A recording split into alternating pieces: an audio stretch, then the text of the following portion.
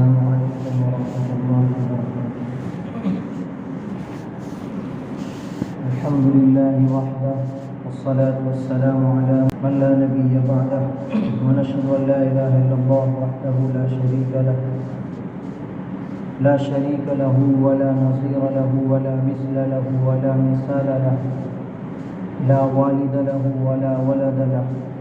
ثم نشهد أن لا إله إلا الله وحده لا شريك له، أزلي أبدي أحدي صمدي فردي فريدي ديمومي، لا أول له ولا آخر له، لا ظاهر له ولا باطن له. ثم نشهد أن سيدنا سيد ساداتنا سيد عباداتنا محبوبنا محبوب ربنا طبيبنا طبيب قلوبنا طبيب عيوبنا طبيب أجسادنا طبيب أرواحنا مخدومنا قائدنا قدوتنا أعلانا أولانا مولانا محمدا عبده ورسوله صلى الله عليه وعلى آله وأصحابه وبارك وسلم تسليما كثيرا كثيرا. أما بعد، قال الله تبارك وتعالى في كلام المجيد والفرقان الحميد: أعوذ بالله من الشيطان الرجيم، بسم الله الرحمن الرحيم. يا أيها الذين آمنوا كتب عليكم الصيام كما كتب على الذين من قبلكم لعلكم تتقون. وقال في موضع آخر: ولقد آتيناك سبعا من المثاني والقرآن العظيم. وقال في موضع آخر: شهر رمضان الذي أنزل فيه القرآن هدى للناس وبينات من الهدى والفرقان، فمن شهد منكم الشهر فليصم، ومن كان مريضا أو على سفر فعدة من أيام أخر، يريد الله بكم اليسر ولا يريد بكم العسر، ولتكملوا العدة ولتكبروا الله على ما هداكم ولعلكم تشكرون. وقال النبي صلى الله عليه وسلم: يا أيها الناس قد أظلكم شهر عظيم، شهر مبارك فيه ليلة خير من 1000 شهر، أوله رحمة وأوسطه مغفرة وآخره عتق من النار، أو كما قال عليه الصلاة والسلام. ہاتھ اٹھائے ہیں مگر لب پہ دعا کوئی نہیں، ہاتھ اٹھائے ہیں مگر لب پہ دعا کوئی نہیں، کی عبادت بھی تو وہ جس کی جزا کوئی نہیں. کرے ہیں ذرے کوئے محمدی سے خجل، کرے ہیں ذرے کوئے محمدی سے خجل، فلک کے شمس و قمر کو زمین لیل و نہار، فلک کے شمس و قمر کو زمین لیل و نہار، فلک پہ عیسیٰ و ادریس ہیں تو خیر سہی، فلک پہ عیسیٰ و ادریس ہیں تو خیر سہی، فلک پہ عیسیٰ و ادریس ہیں تو خیر سہی، زمین پہ جلوہ نما ہے محمد مختار، زمین پہ جلوہ نما ہے محمد مختار، فلک پہ سب سہی پر ہے نشانی احمد، فلک پہ سب سہی پر ہے نشانی احمد، فلک پہ سب سہی پر ہے نشانی احمد، زمین پہ کچھ نہ ہو پر ہے محمدی سرکار، زمین پہ کچھ نہ ہو پر ہے محمدی سرکار، الہی کی سے بیاں ہو سکے ثنا اس کی، الہی کی سے بیاں ہو سکے ثنا اس کی، کہ جس پہ ایسا تیری ذات خاص کا ہو پیار، کہ جس پہ ایسا تیری ذات خاص کا ہو پیار، جو تو سے نہ بناتا تو سارے عالم کو، جو تو سے نہ بناتا تو سارے عالم کو، جو تو سے نہ بناتا تو سارے عالم کو، نصیب ہوتی نہ دولت وجود کی زنہار، نصیب ہوتی نہ دولت وجود کی زنہار، تو فخر کون و مکان زبدہ زمین و زمان، تو فخر کون و مکان زبدہ زمین و زمان، تو فخر کون و مکان زبدہ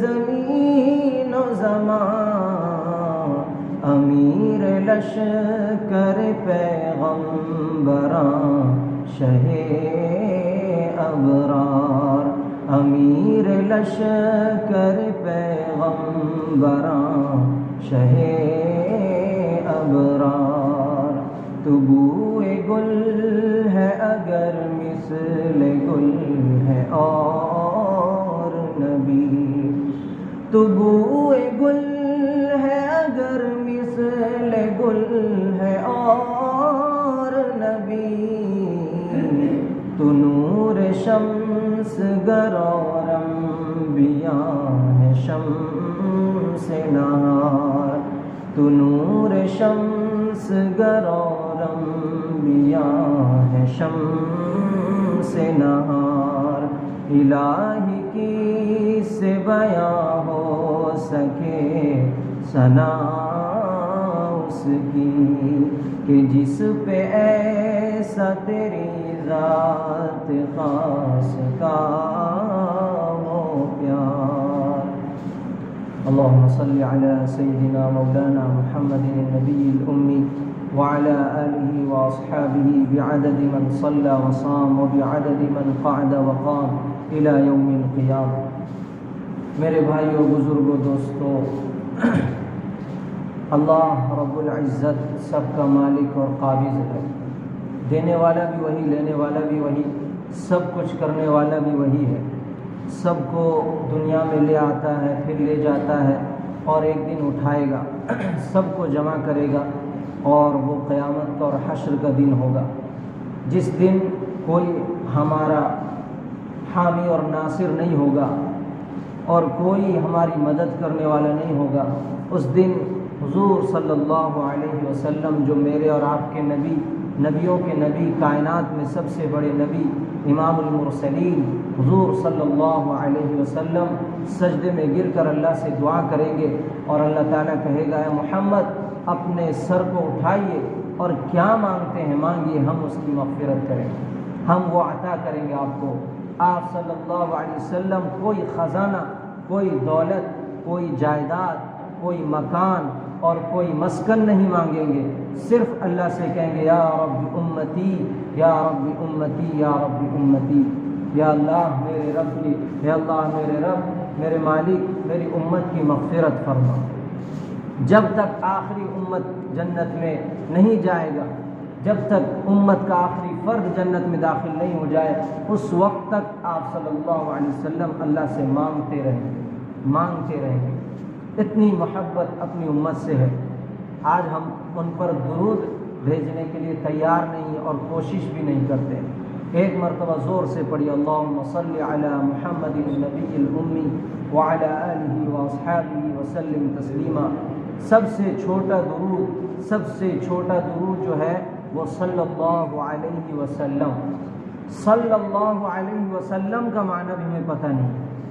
صلی اللہ علیہ وسلم کے معنی اے اللہ ہم اتنے بڑے نبی پر درود نہیں بھیج سکتے، ہماری طرف سے آپ اپنے سب سے بڑے نبی حضور صلی اللہ علیہ وسلم پر درود وسلم اور سلام پہنچا دیں۔ اس لیے تمام نبیوں کے لیے علیہ السلام ہم کہتے ہیں، آدم علیہ السلام، داؤد علیہ السلام، ہود علیہ السلام، لیکن جب ہمارے سب سے بڑے نبیوں کے نبی امام المرسلین کا جب تذکرہ آتا ہے تو اللہ نے کہو صلی اللہ علیہ وسلم، کہ تمہاری زبان میں وہ سکت نہیں ہے، ہماری زبان میں وہ عبادت کی وہ اور قرآن کی وہ لذت نہیں ہے۔ ہم تو سب ناپاک ہو گئے، زبان اور جسم سب ناپاک، ہمارا سب کچھ برباد ہو گیا، ہم تو عبادت میں لگے نہیں، اور لگ بھی جائے تو حق ادا نہیں کر سکتے۔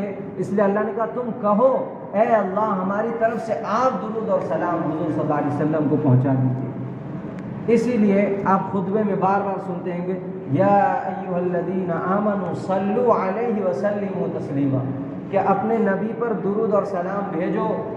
کیوں؟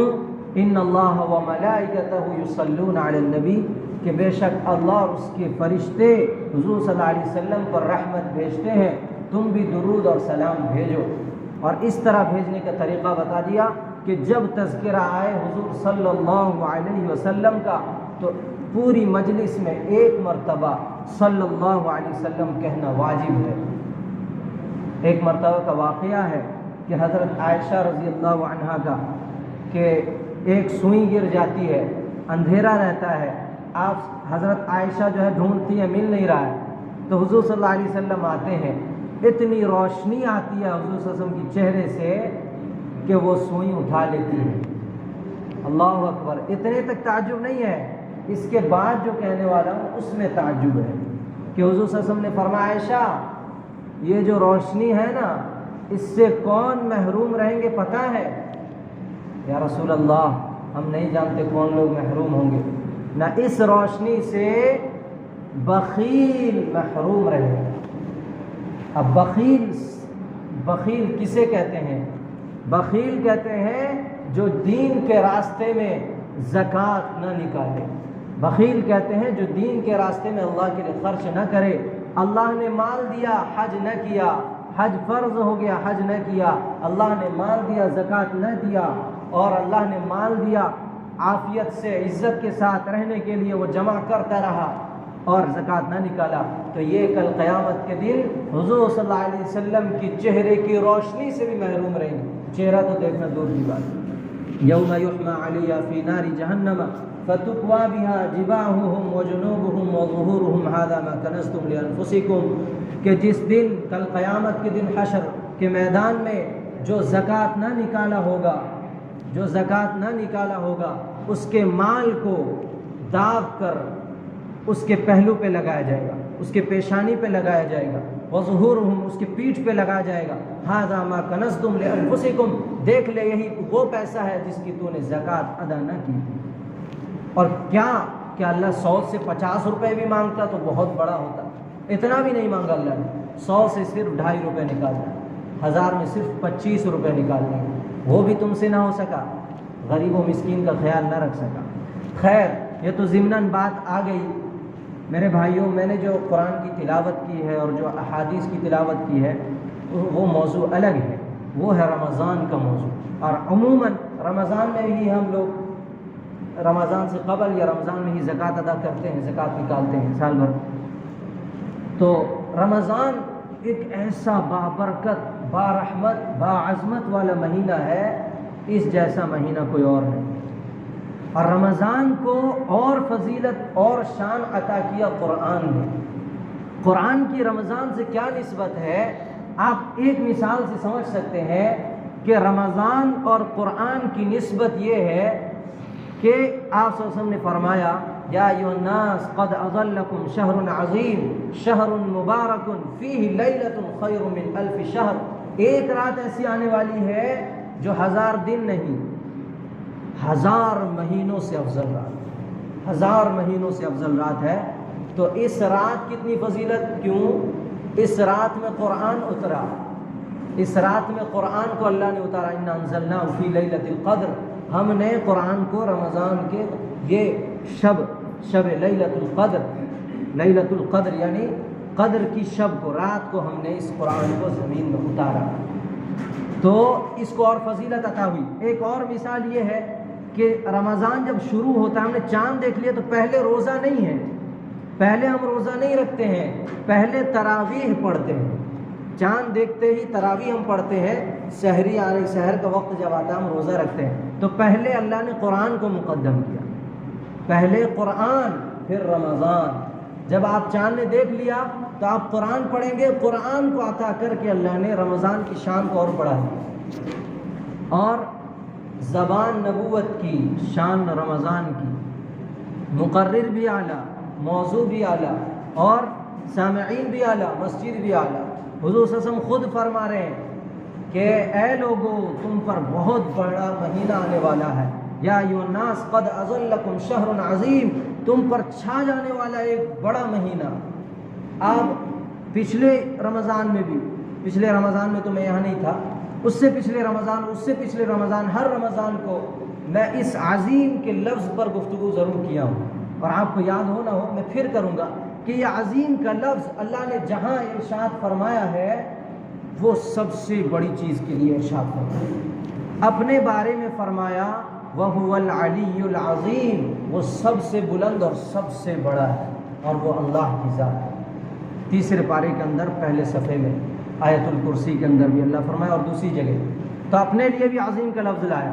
پھر جب اپنے نبی کی باری آئی، اِنَّكَ لَعَلَىٰ خُلُقٍ عَظِيمٍ، ہم نے آپ کو سب سے بڑا اخلاق والا، سب سے بلند مرتبے والا بنایا، عظیم کا لفظ۔ دیکھیے اب تیسرا کیا، قرآن کے لیے وَلَقَدْ آتَيْنَاكَ سَبْعًا مِّنَ الْمَثَانِي وَالْقُرْآنِ الْعَظِيمِ، ہم نے 7 ایسی آیتیں آپ کو اتاری ہیں جو برابر پڑھی جاتی ہیں۔ مفسرین کہتے ہیں یہ 7 آیت سے مراد سورہ فاتحہ ہے، سورہ فاتحہ 7 آیت، اور ہر انسان جو بھی نماز پڑھتے ہیں وہ ہر رکعت میں سورہ فاتحہ پڑھتے ہیں، آپ لوگ بخوبی جانتے ہیں۔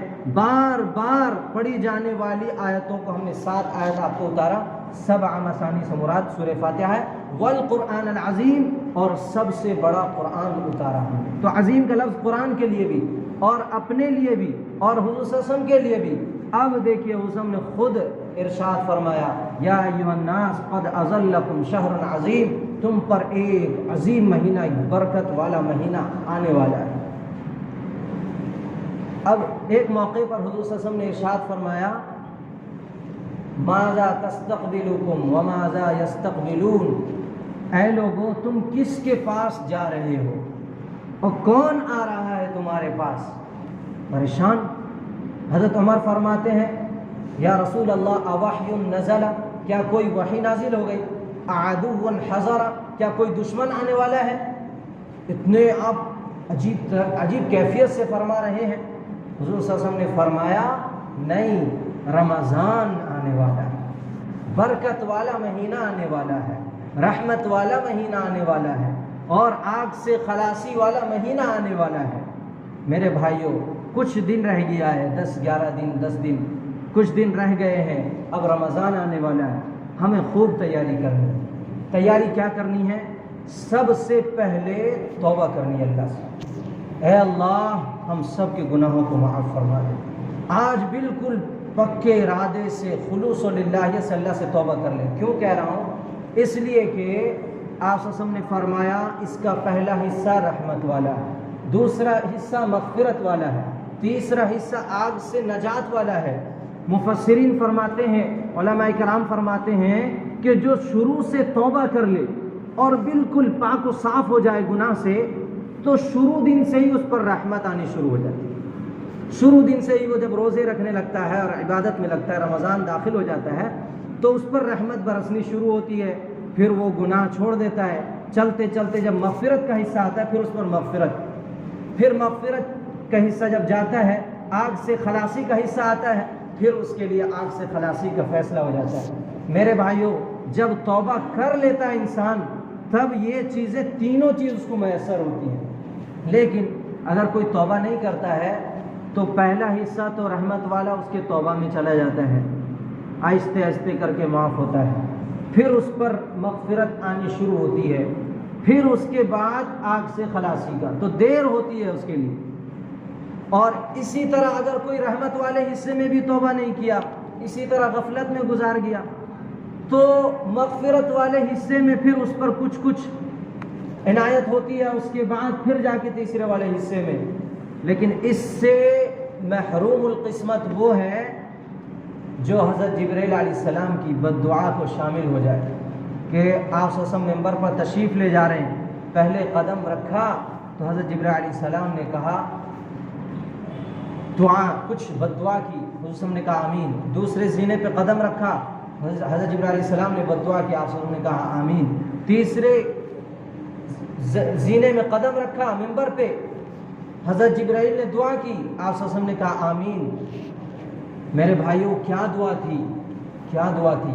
وہ دعا یہ تھی کہ ایک زینے پہ قدم رکھا، آپ صلی اللہ علیہ وسلم نے کہا آمین. حضرت جبرائیل علیہ السلام نے بد دعا کی تھی کہ اے اللہ اس کی ناک خاک آلود کر دے، اس کو برباد و تباہ کر دے، جس کے سامنے حضور صلی اللہ علیہ وسلم کا ذکر آئے اور وہ حضور صلی اللہ علیہ وسلم پر درود نہ بھیجے. سب پڑھیے صلی اللہ علیہ وسلم. تو تذکرہ جب بھی آئے حضور کا تو حضور صلی اللہ علیہ وسلم پر درود بھیجے، چھوٹی سی چھوٹی درود وہ ہے صلی اللہ علیہ وسلم. تو دوسری بد دعا کی جبرائیل علیہ السلام نے کہ اللہ اس کی ناک خاک آلود فرما، اس کو تہو بالا برباد کر دے، جس نے والدین کو پایا اور ان کی خدمت کر کے جنت نہ کمائی. اللہ ہم سب کو والدین کی قدر کرنے کی توفیق عطا فرمائے، اور جن کے والدین گزر گئے ان کے لیے مغفرت کی دعا اور ان کے لیے دعا استغفار، ان کے لیے قرآن کی تلاوت کا ثواب پہنچانے کی توفیق عطا فرمائے. تو آپ صلی اللہ علیہ وسلم نے کہا آمین. بتائیے حضرت جبرائیل جیسے عظیم فرشتے اور حسن کا آمین جس بد دعا میں ہو وہ کتنی بڑی بد دعا ہو. تیسرے زینے پہ قدم رکھتے ہیں، حضرت جبرائیل علیہ السلام بد دعا کہتے ہیں اللہ اس شخص کی ناک خاک آلود ہو جس نے رمضان کا مہینہ پایا اور عبادت اور اچھے کام کر کے اللہ کو راضی نہ کیا، وہ برباد ہو جائے. آپ صلی اللہ علیہ وسلم نے فرمایا آمین. میرے بھائیو رمضان آنے والا ہے، اس کا پہلا حصہ رحمت، دوسرا حصہ مغفرت، تیسرا حصہ آگ سے خلاصی کا ہے، اور حکم ہے کہ اپنے ماتحتوں پر رحم کریں. کیا؟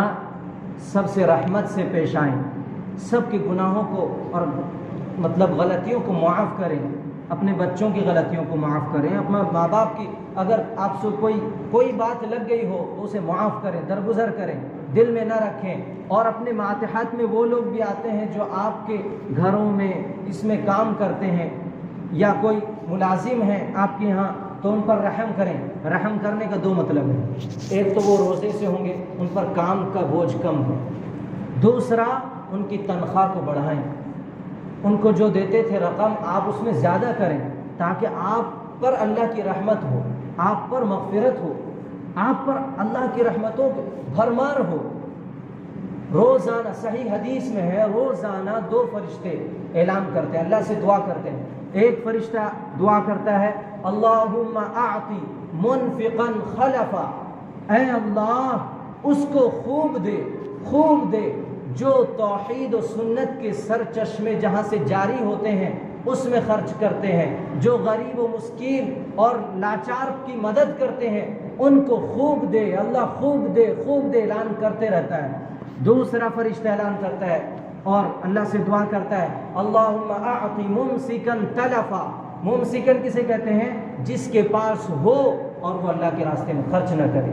تو وہ بد دعا کرتا ہے اے اللہ اس کو برباد کر دے، اس کے تمام مال کو غرق کر دے جو اچھے راستے میں خرچ نہیں کرتا ہے، جو مسکین و غریبوں پر خرچ نہیں کرتا ہے. میرے بھائیو رمضان رحمت کا مہینہ ہے، مہربانی کا مہینہ ہے اور معاف کرنے کا مہینہ ہے.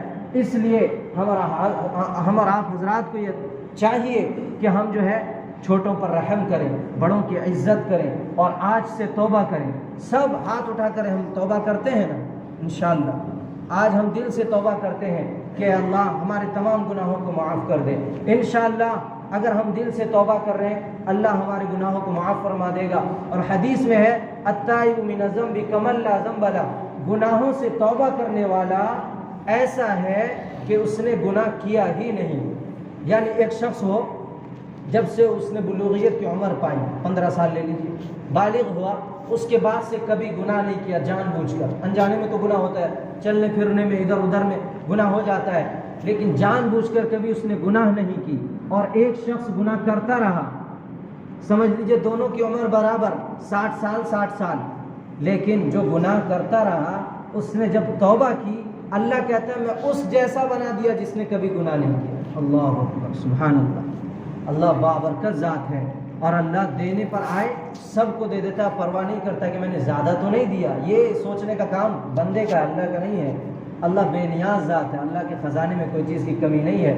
اس لیے توبہ کریں، سچی پکی توبہ، کہ اللہ تعالی ہم سبوں کے گناہوں کو معاف فرما دے اور خامی کمیوں کو درگزر فرما دے، اور رمضان جیسے عظیم مہینے میں قرآن کی تلاوت اور تراویح اور روزے کے فرائض کو بخوبی انجام دینے کی توفیق عطا فرما دے۔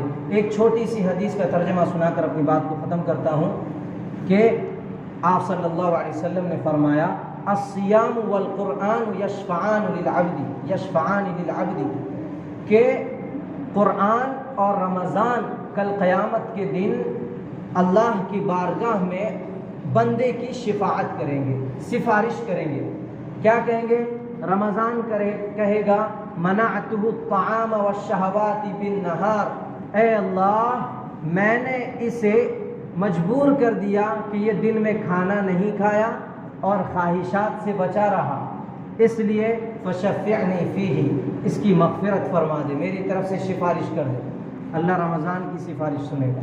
پھر قرآن سفارش کرے گا، یا اللہ منعتہ النوم باللیل، میں نے اس کی رات کو نیند سے روکا۔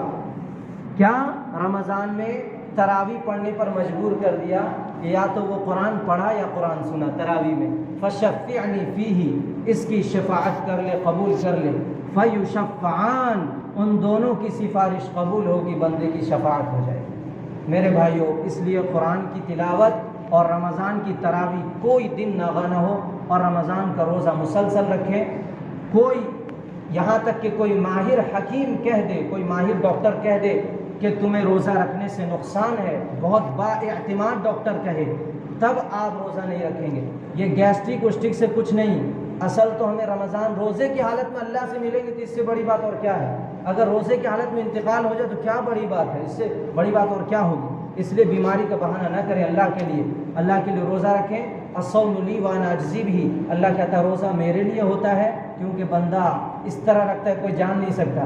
اگر روزہ کوئی نہ رکھے، منہ پہنچ کر آ جائے، آپ سوچیں گے روزے میں ہے، تو اس لیے جو رکھے گا وہ اللہ ہی کے لیے رکھے گا، اس لیے اللہ کہتا ہے میں خود اس کا بدلہ دوں گا۔ اللہ تعالی ہم سب کو اس پر عمل کرنے کی توفیق عطا فرمائے۔ وآخر دعوانا الحمدللہ۔